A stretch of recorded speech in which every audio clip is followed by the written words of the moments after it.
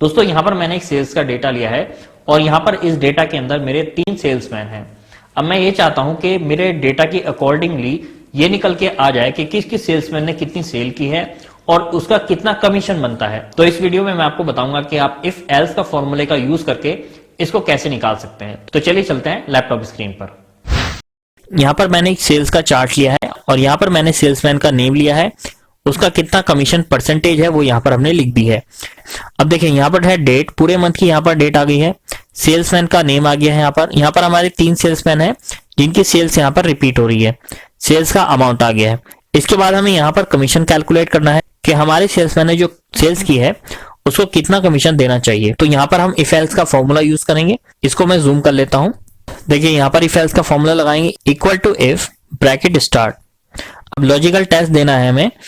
अगर ये यहाँ पर अमन लिखा हुआ है, यहाँ पर मैं क्लिक करूंगा, इक्वल टू का सिंबल लगाऊंगा और इन्वर्टेड कॉमा में मुझे दे देना है अमन, AMAN, ठीक है, इन्वर्टेड कॉमा क्लोज। इसके बाद हम कॉमा लगाएंगे। अब देखिए ये पूछ रहा है वैल्यू इफ ट्रू। अगर यहाँ पर C3 कॉलम में अमन लिखा हुआ है तो क्या करे, वैल्यू इफ ट्रू, तो ये क्या करे, इस अमाउंट का, ये जो D3 कॉलम में जो भी अमाउंट लिखा हुआ है उसका 10% इसको कैलकुलेट करना है। तो उसके लिए हमें यहाँ पर एक ब्रैकेट लगाना है, ब्रैकेट, और इस कॉलम पर क्लिक करना है, इनटू 10%, ठीक है, 10%, और ब्रैकेट क्लोज, कॉमा लगाएंगे। तो ये हमारा पहला फॉर्मूला क्लियर हो गया है यहाँ पर कि अगर अमन का है तो अमन को 10% देना है। अब मैं इसको फॉर्मूले को यहाँ से कॉपी कर लेता हूँ। कॉपी पेस्ट भी कर सकते हैं या दोबारा टाइप भी कर सकते हैं। Ctrl+C कर लिया मैंने, लास्ट में जाकर पेस्ट कर देते हैं दूसरी कंडीशन के लिए। अब कैसे हमारा गौरव आएगा इसमें, तो C3 कॉलम में अगर यहाँ पर गौरव है, इसको मैं कर देता हूँ गौरव, GAURAV। अगर गौरव है तो परसेंटेज होनी चाहिए 20, तो यहाँ पर मुझे केवल परसेंटेज चेंज करनी है, 20 हो गई है। और लास्ट में जाकर मुझे फिर पेस्ट करना है वो फॉर्मूला, क्योंकि 3 कंडीशन है इसके अंदर। तीसरी बार कौन है, रोहित है, तो यहाँ पर मैं रोहित कर लेता हूँ, ROHIT, और इसका परसेंटेज है 30। अब हमें इसको 3 बार ब्रैकेट क्लोज कर देना है, यहाँ पर 1 2 3, और एंटर कर देंगे। तो इसने क्या किया है, अमन का 10% कैलकुलेट किया, 1000 सेल्स का अमाउंट का होता है 100 रुपए, सीधा आ गया है। इसको मैं ड्रैग कर लेता हूँ थोड़ा सा। अब देखिए यहाँ पर इसने गौरव का 20% निकाला है, 1000 का 20%, 200। इसके बाद रोहित का था 30%, तो रोहित का आया 1000 का 300 रुपए। इसी तरह से इसने पूरा कैलकुलेट कर दिया। इसको मैं पूरा नीचे तक ड्रैग कर लेता हूं। इसको मैं थोड़ा इस तरह से एडजस्ट कर लेता हूं, यहाँ पर मैं क्लिक करके कॉमा फॉर्मेट में हम इसको कर लेते हैं। देखिए इस तरह से इसने पूरा अमाउंट बता दिया है।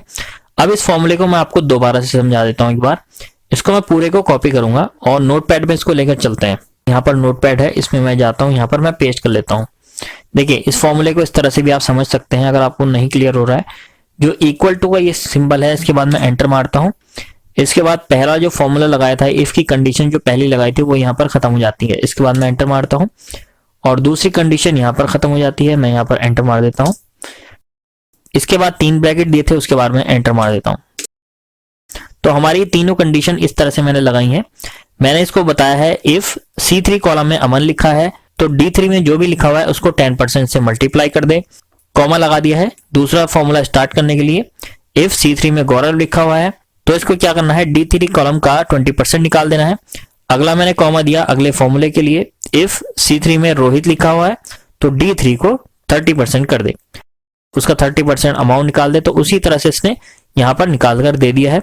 अब देखिए यहाँ पर मैंने 3 ब्रैकेट क्यों बंद किए हैं, उसका रीजन ये है, देखिए ये वाला ब्रैकेट मैंने यहाँ पर खोला और यहाँ पर बंद कर दिया। इसी तरह से ये वाला भी, ये दोनों भी बंद हो गए हैं।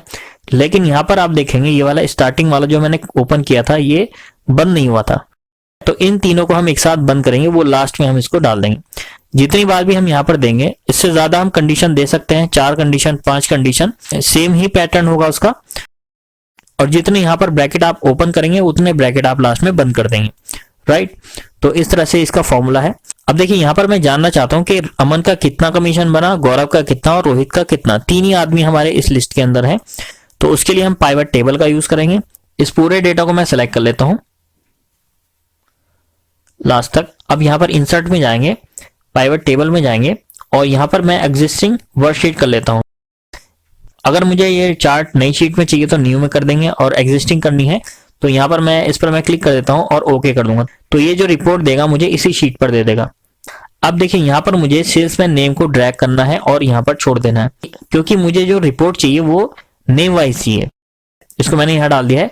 इसके बाद मुझे चाहिए अमाउंट, कमीशन अमाउंट। तो यहाँ पर मुझे कमीशन अमाउंट को उठाकर वैल्यू में डाल देना है। तो इसके आगे किसका कमीशन कितना बना है वो यहाँ पर आ गया है। देखिए इसका अमन का बना है 3122, गौरव का ये है 9000 और 12000 रोहित का बना है। इस तरह से यहाँ पर ये आ गया है। अब मैं चाहता हूँ यहाँ पर इसने कितनी सेल्स करी, तो वो भी मैं चाहता हूँ, तो उसको भी मैं सेल्स को उठाकर यहाँ पर इसको यहाँ पर डाल देता हूँ। जैसे ये डालेंगे तो यहाँ पर भी ये इसका सेल्स अमाउंट दिखा देगा, इसका क्या कमीशन है वो यहाँ पर आ गया है ऑलरेडी। तो इस तरह से आप अपनी रिपोर्ट को बहुत ही आसानी से निकाल सकते हैं। तो दोस्तों इस वीडियो में मैंने आपको बताया सेल्समैन का सेल्स कमीशन कैसे निकाल सकते हैं इफ एल्स फॉर्मूले की हेल्प से। उम्मीद है आपके समझ में आ गया होगा। और अब हम चलते हैं अपने अगले चैप्टर पर।